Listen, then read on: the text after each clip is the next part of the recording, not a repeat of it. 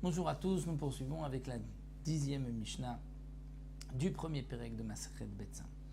Là nous terminons le premier Pérec avec cette Mishnah. La Mishnah dit Meshalchim Kelim. On peut envoyer à son prochain, à son ami, des Kelim, c'est-à-dire des vêtements, des habits, ben tfurim, ben shenan tfurim, qu'ils soient cousus ou qu'ils ne le soient pas. C'est-à-dire si les habits sont cousus, ils pourront être portés tout de suite, Yom Tov. S'ils ne sont pas cousus, il peut malgré tout utiliser le tissu pour se recouvrir. Et donc, c'est permis le jour de Yom Tov parce qu'il y a une utilisation pour le jour même. Même s'il y a du shatnez dans le tissu, c'est aussi permis de l'envoyer à son prochain.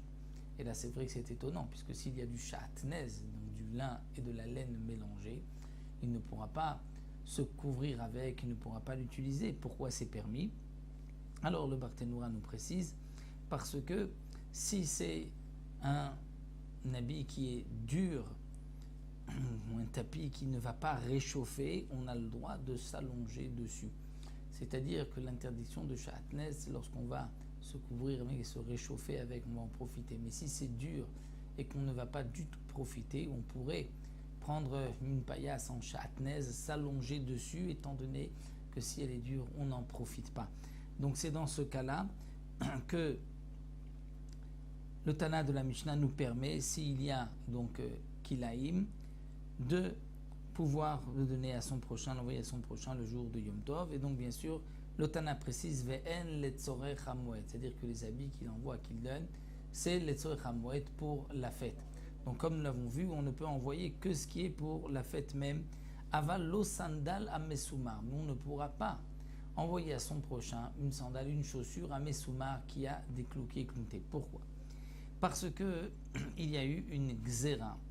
À l'époque, les Khamim ont décrété qu'on n'a pas le droit, un jour de Shabbat ou de Yom Tov, de porter de telles chaussures.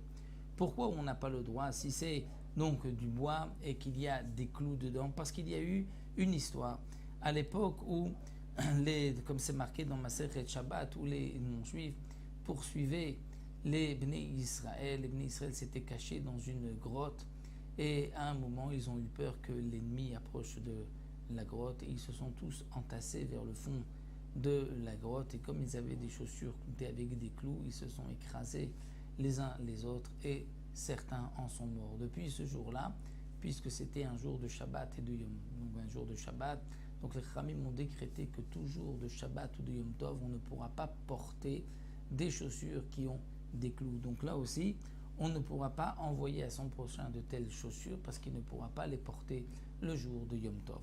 Velo minal she'eno tafour, de même, on ne pourra pas lui envoyer une chaussure qui n'est pas cousue, même s'il y a des petits clous de bois, des pieux de bois qui retiennent la chaussure, mais comme ce n'est pas cousu normalement, on ne pourra pas la porter, on ne pourra pas l'envoyer porter le jour de Yom Tov. Rabbi Yehuda Omer, aflominal lavan bnei shtzechouman. Rabbi Yehuda dit même une chaussure blanche, c'est-à-dire qui n'a pas été teinte encore, comme c'était l'habitude de l'époque, n'avait pas été noircie, eh bien, on ne pourra pas l'envoyer à son prochain. Dans la ville de Rabbi Yehuda, on ne portait pas de telles chaussures, de chaussures blanches, il fallait les teindre en noir, et donc, on ne pourra pas envoyer une chaussure blanche le jour de Yom Tov parce que cette chaussure manque un maaseh ouman, c'est-à-dire le travail d'un professionnel, d'un spécialiste qui va la noircir. Et donc, on ne pourra pas le jour de Yom Tov l'envoyer parce que ça ne pourra pas être porté le jour de Yom Tov. Zéaklal, voici la règle, nous dit la Mishnah.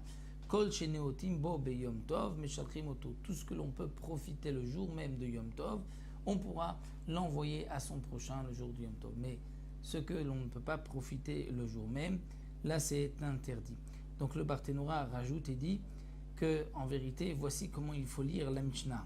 Toute chose qu'on peut profiter en jour de semaine, telle que la chose se noue, c'est-à-dire on n'a pas besoin de l'arranger, donc une chaussure qui est prête, qu'on n'a pas besoin de l'arranger, eh bien, on pourra Yom Tov. Et ceci vient nous enseigner que tout ce qui peut être mis un jour de Yom Chol, un jour de semaine, sans avoir besoin d'arranger quoi que ce soit, même si Yom Tov, généralement, on ne les porte pas, comme les téphilines.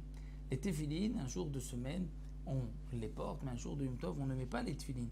Eh bien, malgré tout, on pourra envoyer à son prochain des téphilines le jour de Yom Tov, parce que les téphilines, c'est quelque chose de fini, de prêt, qui n'a pas besoin d'être encore arrangé, et puisqu'en semaine, on pourrait les porter, donc même le jour de Yom Tov, on pourra les envoyer. Ça, c'est ce que le Tana vient nous inclure ici en nous disant cette règle, c'est Aklal, que donc même des téphilines pourront être envoyées à son prochain le jour de Yom Tov, bien qu'il ne pourra pas les porter Yom Tov, il les portera seulement le lendemain. Donc voilà, nous avons terminé le premier pérec de Masechet Betza, et on se retrouvera deuxième pérec, plus dans les halachot de Yom Tov. On commencera par le fameux Eruv Tafshilin, lorsque le Yom Tov tombe juste avant Shabbat, un vendredi.